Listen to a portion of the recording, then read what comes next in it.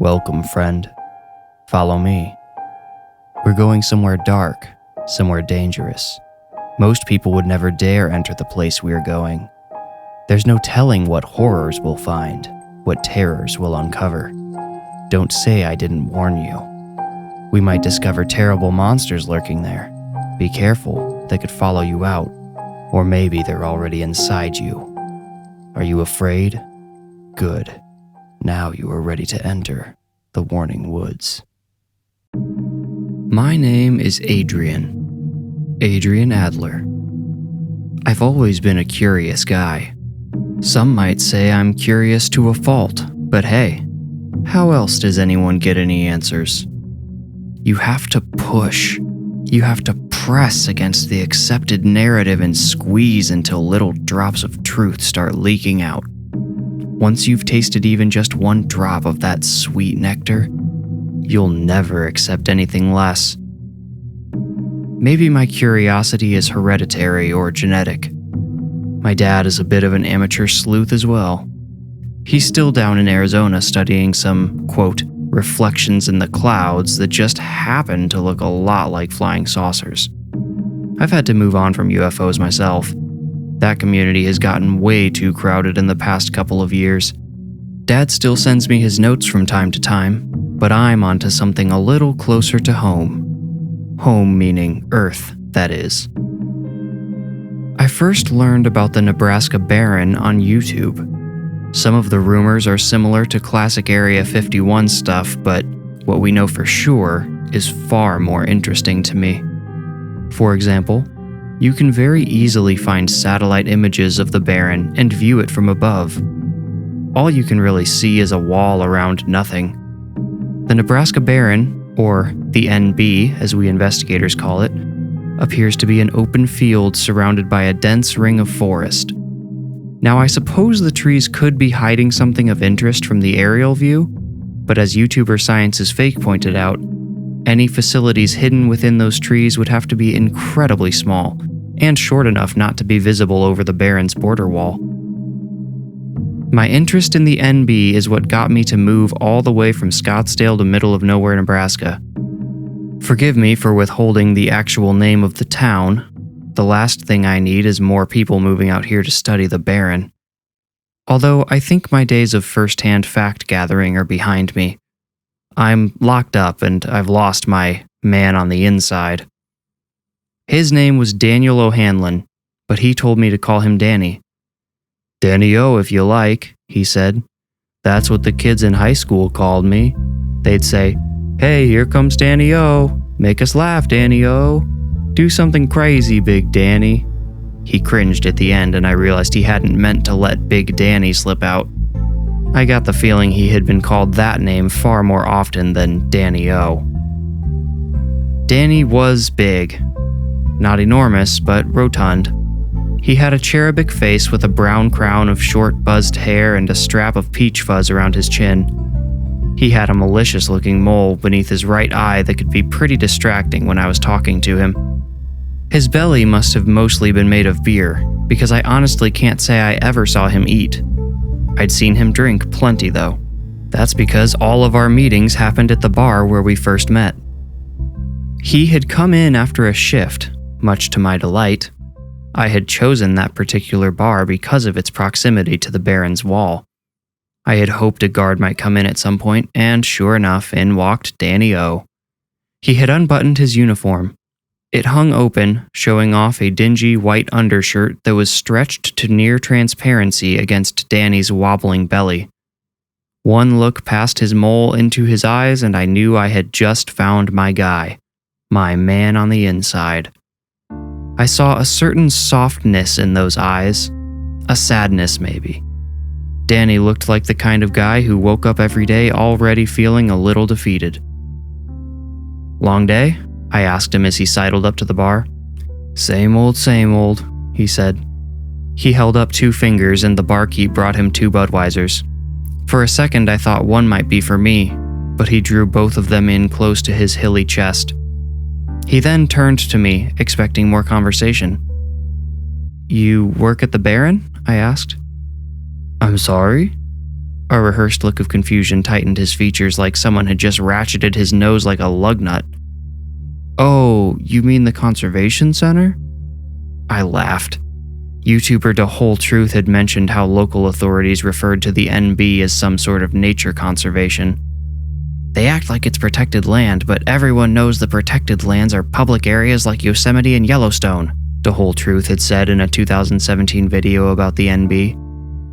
"You can drop the conservation crap with me, man," I told Danny.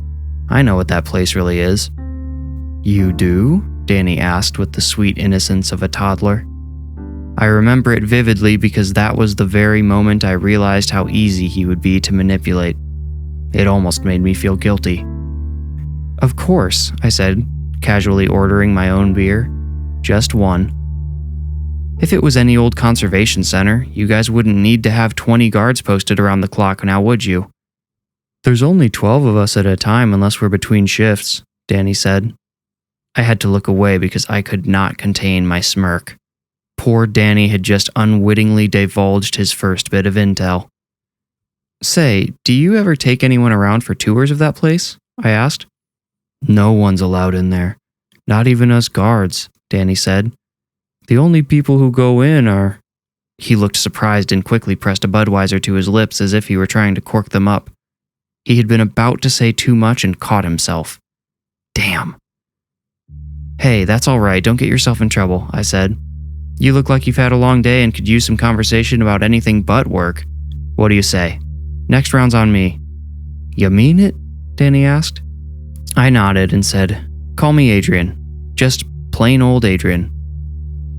That was when Danny and I began our friendship. I stayed true to my word and didn't bring up the Nebraska Baron again that night, even though the next round turned into the next 3 rounds, and Danny probably would have told me anything I had asked. I needed his trust, though.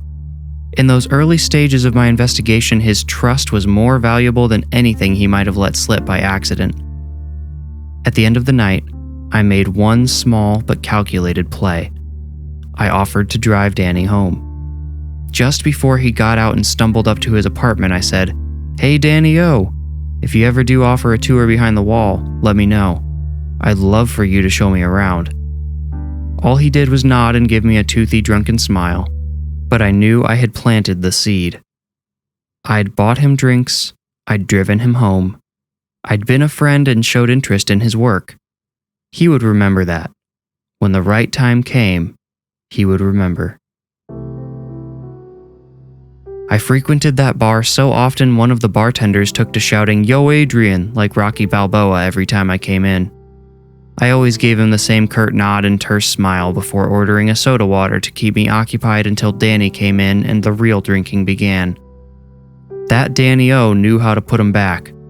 Fortunately, I know how to pace myself and always remained clear enough to drive him home and pull my lasso a little tighter around his trust every night. Finally, after almost a month of excruciating patience, I had my chance to make the big request. Danny was smashed. His eyes were barely open as I drove him home. I asked him once more if the NB staff ever let anyone from the outside in. "Nuh-uh, never. It's really dangerous inside," he said. "Why is it dangerous?" I asked. "There's stuff in there. I don't know. I'm not allowed to go in there. They say, 'No, Danny is too dangerous for you.'" "Doesn't that piss you off?" I asked. Yeah, it does a little. I mean, I don't even know what I'm guarding out there. What if it's something really bad?" "What if it is?" I asked, trying to sound concerned. Danny just shrugged. "I'll go in with you," I offered. "I'll come find you at work and we can go inside together. You could finally know what's in there, Danny. And if it's something bad, you can tell the world about it. You'll be a hero." Danny stared straight forward. I couldn't tell if he was considering the idea or falling asleep. A few seconds later, he said the words that validated the month I had blown at that bar, buying drinks for a chronic drunk. Okay, let's do it." Danny gave the best description he could of where to meet him while his brain sloshed around in beer. That was really all I needed. I knew he might end up feeling differently about the expedition once he sobered up, but as long as I knew where he would be, I had a spot to sneak in with or without him. Sure enough, when I met him at his post the next day, Danny was ready for me. He had a whole speech prepared about how I was a bad friend for making him agree to such a stupid idea when he was so drunk. He told me all about how he was on duty and how he could lose his job, how he didn't have anything to fall back on and definitely nothing else that would pay as much as he was paid to guard the NB. The secrecy is a big part of why the salary is so high. You try finding another guard position that brings in this much dough. All right, Danny, all right, I said. Maybe if I'd been totally sober, I wouldn't have made you agree to this. I'll go. I turned and walked away from Danny, through the trees surrounding the Nebraska Barrens wall. When I wasn't able to see him anymore, I doubled back. He had told me there were 12 guards. The wall was supposed to have almost a mile-long circumference, so that meant there were over 400 feet of unprotected wall between each guard. I'm sure some of the guards wandered a bit to shrink those gaps, but not Danny O. Not Big Danny. I walked back toward the wall diagonally, estimating that I would reach it about 200 feet from Danny's post. I only had to hope the next guard over hadn't drifted too far toward his lazy colleague. When I reached the wall again, I almost couldn't believe my luck. There were no guards in sight. The wall is about 7 feet tall, which is likely sufficient to keep people like Danny out, but not me. There was only one problem, something I hadn't been able to see in the satellite images. An intricate net stretched from the top of the wall into the tops of the trees behind it. Fortunately, I had brought my small pocket knife. I just had to hope the net wasn't made of some sort of secret government fibers. I jumped and caught the edge of the wall, then pulled and climbed my way on top of it. I would have loved to take a minute to relish that moment as I balanced between the known and the unknown, but I had to respect the very real possibility that I could be caught. Instead, I cut through the bottom of the net fairly easily and dropped over the wall into the enigmatic Nebraska Barren. Hearing my first crackling footsteps, I realized how quiet it was inside the wall. I had become so accustomed to the constant rattling of insects in the Midwest, the cicadas in the trees, the crickets in the grass. But inside the NB, I heard neither of these, nor did I hear a single bird chirping. I knew the wall and net weren't sufficient enough to keep non-human critters out, so I figured something else must have been. For the first time, I felt a little nervous about being in there alone. The trees seemed much less dense up close than they did in the satellite images. They were spaced out like pillars in a palace. There were enough of them to keep me from seeing too far into the barren from the edge, though. I had to get to the open center. I wanted to know what kind of filling was in the middle of this donut. Oh man, I knew you were gonna do this. Danny's voice made my heart seize and I almost puked it up onto one of the trees. I turned, ready to scold him for scaring me, but caught myself before I made any sounds that might give us away. Careful, man, I whispered. You nearly gave me a heart attack. And what if I had screamed, huh? I'd just be caught doing my job, he replied smugly. You'd be the one in trouble. How did you get in here? I asked. I just climbed over the wall like I'm sure you did. Well, so much for my assumption about Danny being unable to scale the 7-foot wall. His skin glistened and he sounded a little out of breath, but he had made it. So what now? I asked. You here to turn me in? No, not yet. But if we get caught, I'm going to have to tell them I chased you in here to stop you. Fair enough, I said. So are you coming with me? He nodded, and we headed towards the center together. Sure is quiet, Danny noted. Yeah, I guess the birds and bugs don't like it in here. You don't think there's some kind of poison gas in here, do you?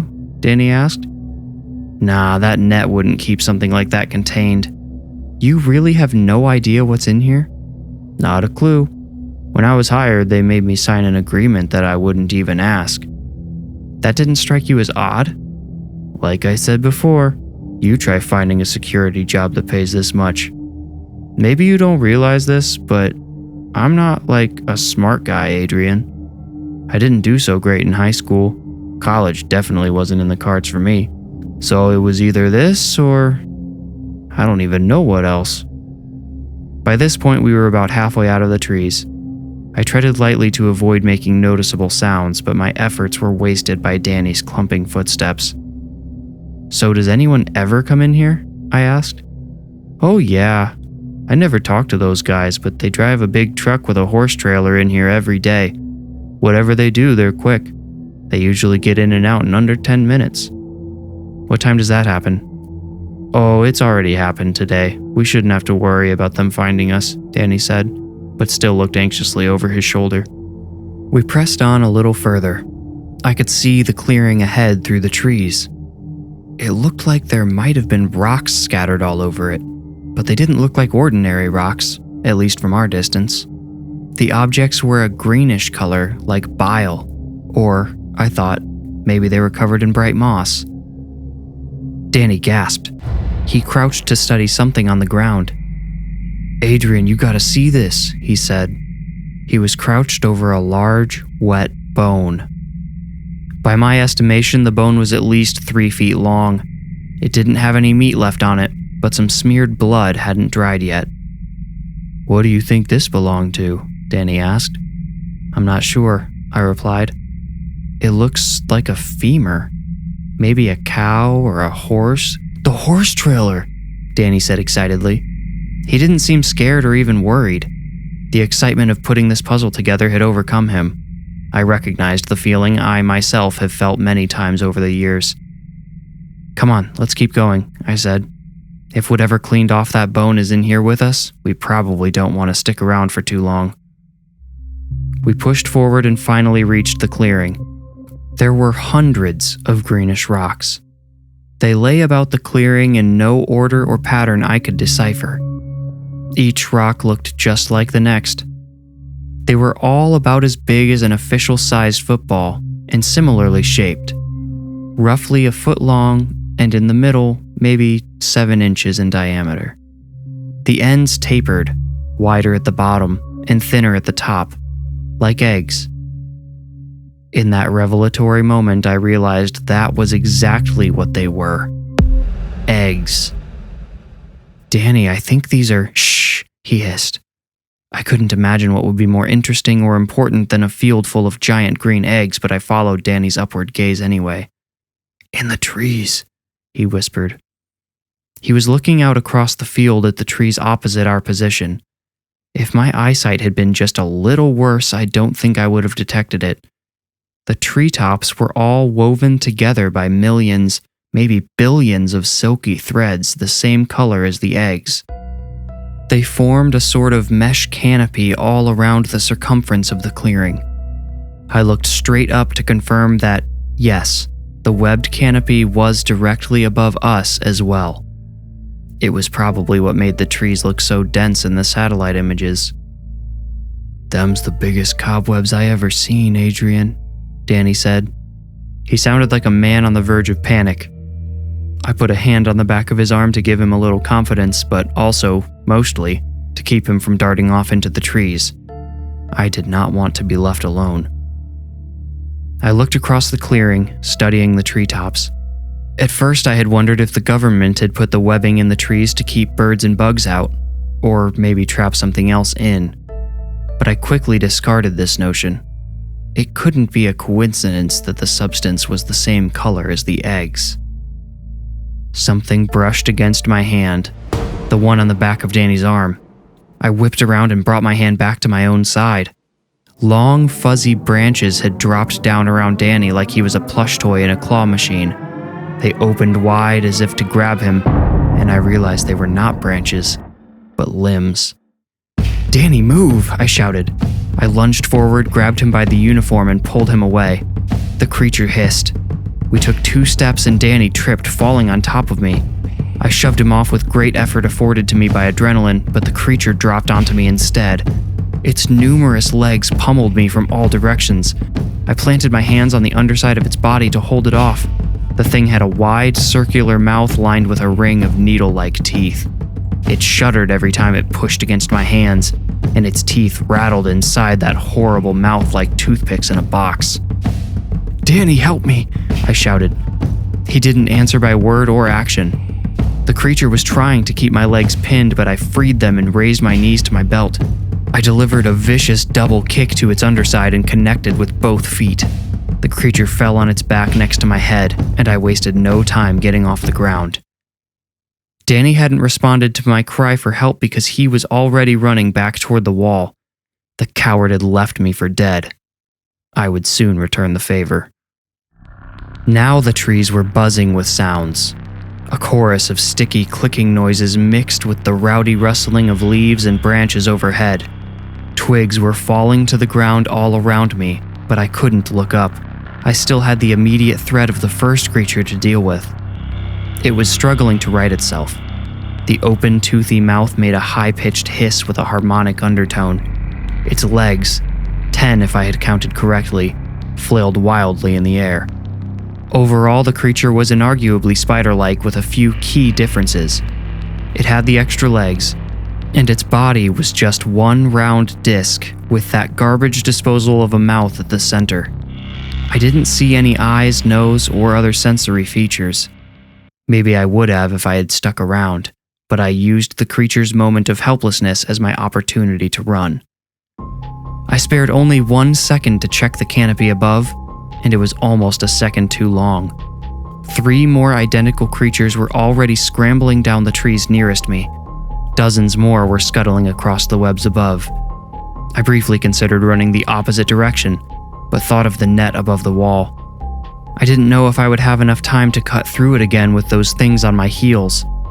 I needed to get back to the same spot from which I'd come in and pray the mutant spiders couldn't figure out how to follow me through the opening I'd created. It didn't take me long to catch up with Danny. He was lumbering back towards the wall. 2 spider creatures had started closing in on him. If he had tripped or stumbled, they would have been on him in a flash. But they wouldn't get the chance. One of their friends pounced from the webs above and dropped right onto Danny's wide shoulders. His head vanished inside its gaping mouth. Blood sprayed from beneath the creature, and Danny's limp body fell to the ground between 2 trees. All at once, the 2 that had been chasing him jumped on top, and other nearby trees were spray-painted red. While the creatures were occupied, I took full advantage and ran past Danny without looking back. I adopted a serpentine pattern, ducking around trees and taking random sidesteps to avoid getting dropped on like he had. The wall was just up ahead. I think the creatures knew how close I was to getting away because they started clicking louder and faster overhead. I could hear them scrambling down the trees behind me and on either side. There it was. The opening. The net was hanging loosely where I had cut it. When I reached the wall, I jumped and caught the edge. As I pulled myself up, I felt branch-like limbs pawing at my calves, ankles, and feet. Suddenly, something grabbed my wrists. I screamed and involuntarily let go of the wall, but I didn't fall. The white-gloved hands that had grabbed me were human.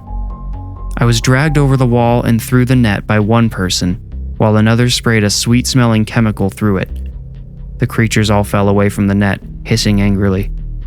Those still in the canopy scurried away. A third person jumped in and used zip ties to close the opening I had cut into the net. The guy who had saved me put a hood over my head as I was rolled onto my stomach and handcuffed. I'm writing this from jail while awaiting trial. The prosecutor tried to silence me by making sure no one could visit me and that I had no way of communicating to anyone outside, but my lawyer got me some paper and a pen anyway. They're bringing charges of trespass and manslaughter against me, and unfortunately, my lawyer says they have a good case. The trespass I can understand, but manslaughter? They're clearly reaching to get me put away for a long time. Apparently, they're arguing that Danny's death was a direct result of my actions. If I hadn't gone in, then he wouldn't have had to chase me. They don't believe me when I explain how he willingly participated, and I don't have any proof. To them, Danny was just a guard chasing down an intruder. But you know what? I don't really care what happens to me now. I achieved my goal, and I hope I made my dad proud. Now I know what they're hiding in the Nebraska Barren, and you do too. Only 2 questions remain. How long will they be able to keep those things contained in there? And what's going to happen if they get out?